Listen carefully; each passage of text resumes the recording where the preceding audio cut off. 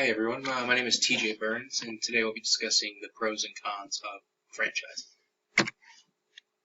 Obviously, there are both benefits and drawbacks to franchising a business. For potential entrepreneurs who are looking to franchise their business or become a franchisee or own a franchise of another organization, there are ample resources available for both of these sectors. Some of the pros of franchising are that you're entering an established brand and customer base. This would include a very strong relationship with both suppliers and manufacturers of the products and goods that you will be requiring. Within a franchise, you are enabled to have a lot of back office support. That includes marketing and training materials, research and development of your product or service, as well as sometimes some financial and accounting support for your business. Franchising gives you better access. It gives you access to better talent that's available. Prospective employees really do. It's shown to prefer the stability of both current and successful business models, as well as owning a franchise and the franchise model gives you access to established management talent within that specific field. When you own a franchise, management can move throughout the organization of a larger corporation. It also provides you access to expansion capital. Franchisees typically pay some or all of the expansion costs. So if you are a franchisor and you are franchising your business, the franchisee will typically pay those expansion costs. There's also minimized growth risks. Risk is obviously profound throughout any new venture you walk into, so anywhere you can minimize that risk is very important. When you compare the risk to pursuing a franchise when compared to starting a new venture, the risk is significantly lower. Two examples of extremely successful franchises currently, number one is H&R Block. There's an extremely low cost to entering that franchise. They also have in-house financing available for starting the business and then expanding or maintaining it. There's very, very low royalty fees compared to others within the obviously the industry, but then as a franchise as a whole. There's a guaranteed consumer base. Everyone needs to do their taxes every year. But H&R Block also offers kind of year-round financing. So they end up being the small kind of basically accounting business for small and medium-sized businesses. So you can have both a seasonal model that just operates on local income taxes and business income taxes, but also the year-round where you could focus on being the accounting for small and large businesses. The second is Kona Ice. They are really hit the scene within the last 3 to 4 years. The reasons for their success is they have a limited geographic rollout. As we'll discuss later, one of the cons is overexposing the brand. Kona Ice is very centralized on making sure that they are not overexposing themselves. There's a huge opportunity for a return on your investment. That comes from the very low overhead to running one of the ice trucks. You get to maintain your own hours. You don't have to work 9 to 5 every day. You go where you want to go.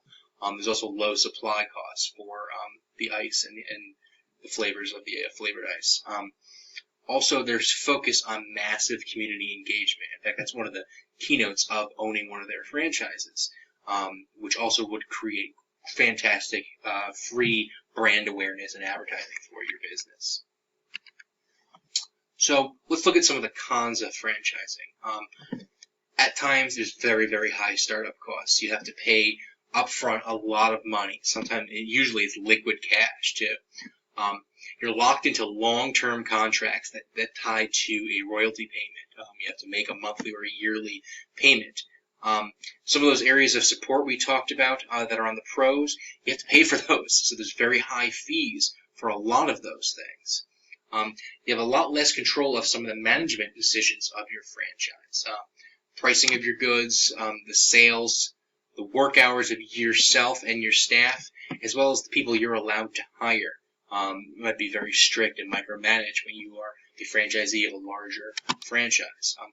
There's also a high cost of goods and supplies. You have very limited choice of the supply vendors you can use, and a lot of times it's often at a higher cost than what would be available on the open market. There's also very limited flexibility in innovation and creativity. So if you are a free thinker and you want to do your own ideas and you have your big ideas of what you want to do, there's usually a process in place within your franchise to submit those ideas, and maybe they would consider that. Whereas if you're your own business owner, if you have an idea, you can just put it right into place right away. As well as one of the big things, and we see it a lot recently, is the image of the franchise. A mistake by any one of your other franchisees, any of the other franchisees, or the national corporation can hurt the local business. We see it all the time with bad press or mistakes or poor social networking faux pas. They can really have a large effect on the local consumer, which would affect you as a local franchise owner. So two kind of great examples of this.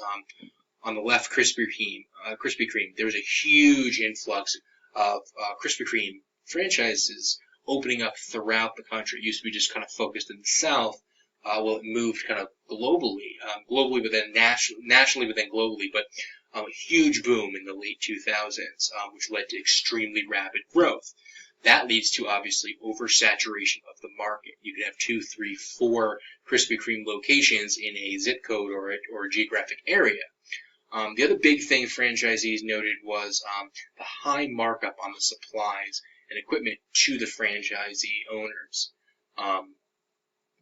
Look at the other side, Sbarro. For anyone that doesn't know, Sbarro is a pizza chain that was very, very big in the 80s and the 90s. Their business model centered on them being located inside food courts and inside malls.